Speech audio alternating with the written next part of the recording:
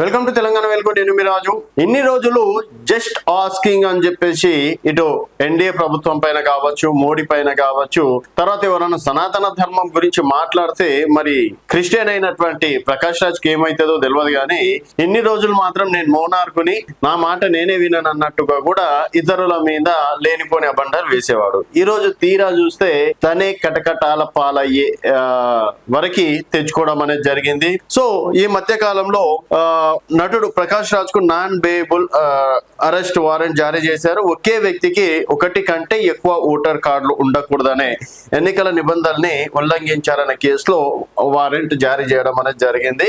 So ఇక్కడ ప్రకాష్ రాజ్ చూసుకున్నట్టయితే కేవలం ఒక మనిషికి అన్నప్పుడు ఓటు హక్కు ఉంటుంది. ఆ ఓటు హక్కు ఒక్క దగ్గర మాత్రమే ఉండాలి. ఇప్పుడు ఈరోజు సార్ కూడా అదే చెప్తుంది.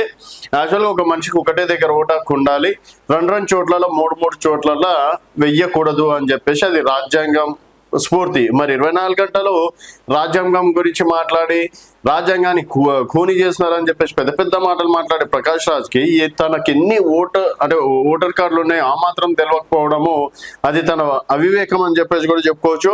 సో 2019లో దిలీప్ కుమార్ అనే లాయర్ ప్రకాష్ రాజ్ కు ఒకే టైంలో 4 వేరు ప్రాంతాల్లో ఓటర్ గుర్తింపు కార్డులు ఉన్నాయని ఫిర్యాదు చేశాడు. ఇప్పుడు కాదు, 2019లోనే దాదాపుగా 4 ఓటర్ కార్డులు ఉన్నాయని చెప్పేసి అడ్వకేట్ చెప్పడం అనేది జరిగింది.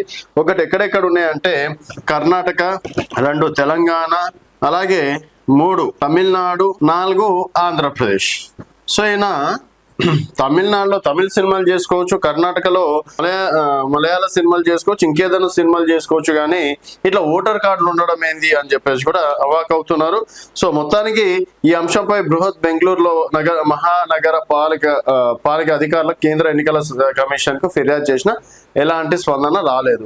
దీంతో ఆ న్యాయవాది కోర్టును ఆశ్రయించగా విచారణకు హాజరు కావాలంటూ సమన్లు జారీ చేసిన న్యాయస్థానం కోర్టు ఆదేశాలను బేఖతరు చేస్తూ ప్రకాష్ రాజ్ విచారణలో హాజరు కావడంతో నాన్ బెయిలబుల్ వారెంట్ జారీ చేసిన బెంగళూరు కోర్టు.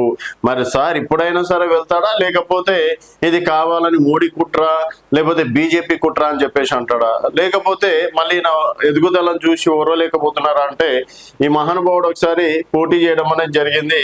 అక్కడ చిత్తు ఓడిపోయారు. తర్వాత ఇక్కడ మా ఎలక్షన్స్ లలో పోటీ చేసినా కూడా ఇక్కడ కూడా చిత్తుగా ఓడిపోవడం అనేది జరిగింది.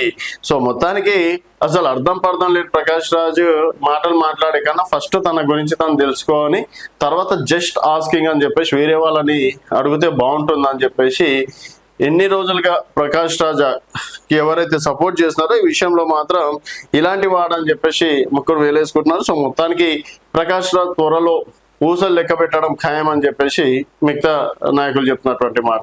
సో చూస్తూనే ఉండండి తెలంగాణ వెలుగు.